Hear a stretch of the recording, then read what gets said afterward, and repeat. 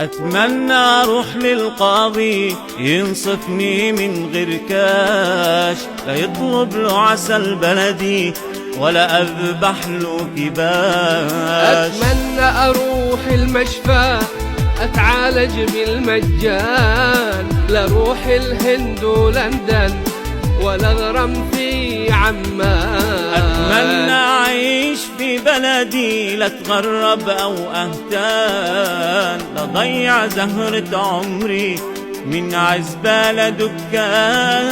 يا خوفي تقوم الساعة وما عشنا زي الناس، من أسمى لا مجاعة من جبهة لا متراس.